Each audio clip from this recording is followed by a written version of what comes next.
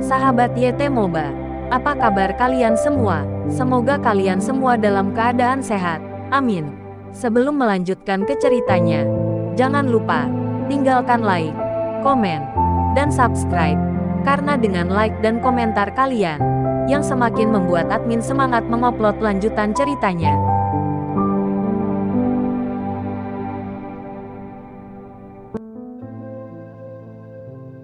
Episode 440. Kisah Ariel anak bos besar yang berpura-pura culun. Berapa banyak yang harus saya tambahkan? Lina bertanya dengan suara yang dalam. Kepala botak itu tersenyum dan berkata, untuk orang sepertimu, apa itu uang? Dan memecahkan masalah adalah hal yang paling penting. Lina adalah seorang wanita yang memuja uang seperti hidupnya. Dan uang seperti kekayaan baginya. Nasibnya sama. Meskipun dia sangat ingin membunuh Ariel, dia tidak akan pernah menerimanya. Jangan berpikir untuk memeras saya. Jika Anda ingin membunuhnya, saya dapat menemukan seseorang kapan saja. Jika harga Anda tidak masuk akal, saya akan mencari orang lain untuk melakukannya, kata Lina. Kepala botak itu mengulurkan tangan kanannya, merentangkan jari-jarinya, dan berkata, 500 juta. Jika Anda mempercayai orang lain, Anda dapat mencobanya. Tetapi saya dapat meyakinkan Anda bahwa Anda tidak akan pernah menemukannya di seluruh Bandung. Orang-orang dengan tugas yang lebih bersih daripada kami. Hanya kita yang dapat merahasiakan hal-hal tersebut semaksimal mungkin. 500 juta untuk keluarga Wijaya saat ini. Itu tidak banyak uang. Dan sulit bagi Lina untuk menghasilkan uang ini. Tapi Lina, yang harus menawar saat membeli sayuran, dalam jumlah yang begitu besar, secara alami akan menekan harga. 400 juta. Tidak ada satu poin pun lagi, kata Lina tegas. Kepala botak menggelengkan kepalanya dan berkata, Anda masih punya waktu untuk memikirkannya. Tetapi saya ingin mengingatkan Anda bahwa jika Anda melewatkan kesempatan, tidak mudah untuk mendapatkannya lagi. Jika Anda memiliki lebih dari 100 juta Anda tidak akan pernah melihatnya lagi. Tidak akan pernah lagi. Tidak akan ada masalah. Dan kamu tidak perlu khawatir tentang hal itu akan terungkap. Setelah selesai, saudara-saudaraku dan aku akan segera meninggalkan Bandung. Tanpa meninggalkan jejak. 400 juta. Lina menggertakkan giginya. 100 juta hanya masalah sepele bagimu. Mengapa kamu harus begitu pelit dalam menghitung dengan kami sebagai orang kaya? Beri saja saudaramu 100 juta ekstra untuk menjalankan tol. Dan biarkan kami pergi jauh. Tidak lebih, oke. Masalahnya telah sampai pada titik ini. Sejujurnya, tampaknya tidak banyak yang membutuhkan 100 juta. Dan sikap pihak lain sangat kuat. Tidak mungkin untuk mengurangi harganya. Lina mengambil keputusan yang dalam. Dan berkata, oke. Tetapi kamu harus melakukan tugas ini dengan bersih. Jika tidak, kamu akan meninggalkan masalah. Jangan khawatir. Kami benar-benar akan membiarkannya mati. Pria botak itu berkata sambil tersenyum. Lina masih ingin tinggal dan menonton pertunjukan yang bagus.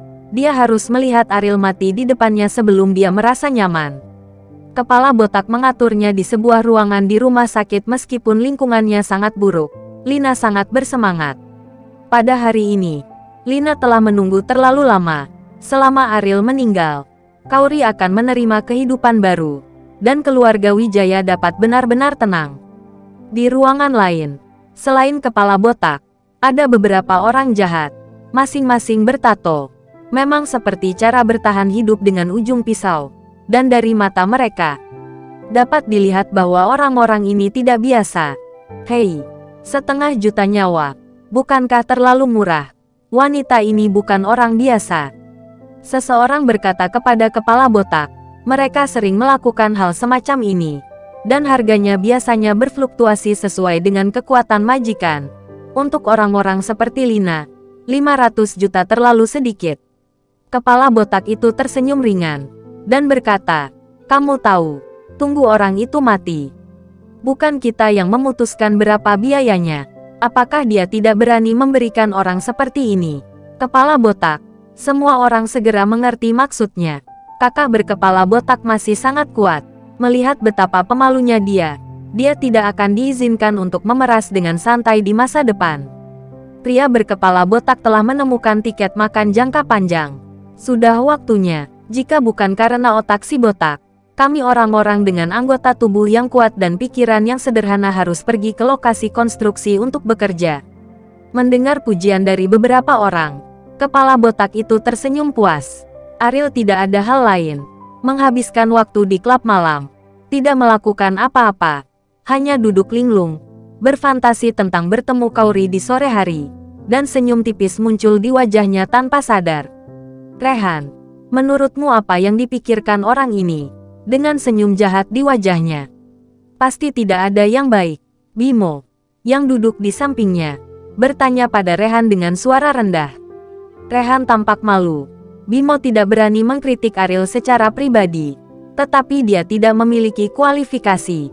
Jadi dia tidak berani menjawab pertanyaan ini sama sekali. Bos Bimo, jika Anda penasaran, tanyakan saja, kata Rehan. Biko menggelengkan kepalanya dan berkata, lihatlah pemuda berseri-seri di wajah itu. Dia tidak ingin makan. Untuk orang yang kesepian sepertiku, lebih baik menjauh dari bola meriam manis ini. Rehan tersenyum tak berdaya. Bimo mengaku sebagai penyendiri. Tapi selama dia mau, dia bisa mengubah wanita di sekitarnya setiap hari. Dan dia bisa tetap sama selama setahun. Hanya saja dia tidak suka melakukannya. Sial, hatiku gatal. Aku tahu aku akan terluka. Tapi aku masih ingin bertanya apa yang terjadi. Tolong bujuk aku dan biarkan aku tenang, kata Bimo pada Rehan dengan tatapan tidak sabar. Rehan tidak bisa berhenti tersenyum kecut.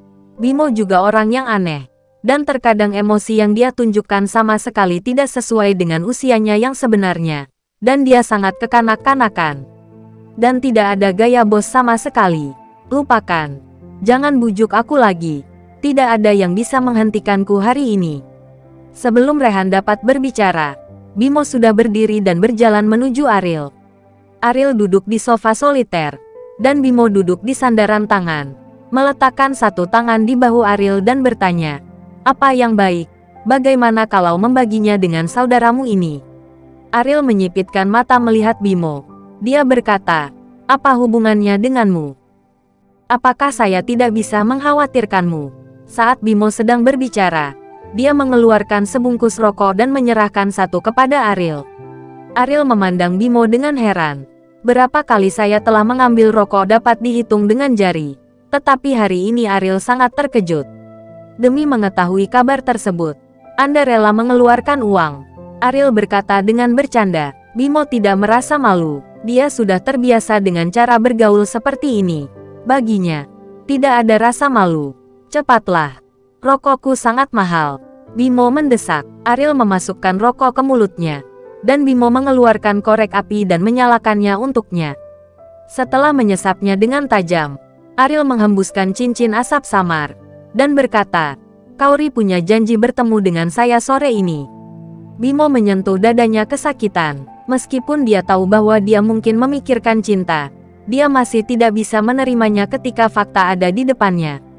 Apakah saudara-saudaranya mengambil inisiatif? Bimo bertanya. Ya, dia mengirim pesan pagi ini. Mungkin terlalu merindukanku. Ariel berkata dengan riang. Bimo duduk di lantai. Dia berbaring dalam postur karakter besar. Dan berkata tanpa cinta, sialan. Mengapa saya harus bertanya begitu banyak ketika saya tahu akan seperti ini? Tiba-tiba, Bimo berdiri dengan tiba-tiba. Dia benar-benar mengambil rokok dari tangan Ariel. Dan dia tidak suka melihat Ariel merokok. Dia memasukkannya ke dalam mulutnya dan berkata dengan mengutuk, rokok itu untukku. Itu menyebalkan. Apakah kamu merokok? Bajingan. Kamu tidak menjaga mood orang tua yang kesepian sepertiku. Ariel tidak bisa menahan dan memutar matanya. Bimo juga setengah baya. Dan dia tidak bertindak dengan benar sepanjang hari. Di depan bawahannya, dia tidak peduli dengan citranya sebagai bos. Ini yang kamu tanyakan atas inisiatifmu sendiri. Apa hubungannya denganku? Kata Ariel. Bimo menarik napas dalam-dalam dari rokoknya, seolah merangsang dirinya sendiri dengan nikotin. Menoleh ke Rehan dan bertanya, kamu tidak punya pacar, kan? Seluruh tubuh Rehan gemetar, dan dengan cepat berkata, tidak, saya tidak.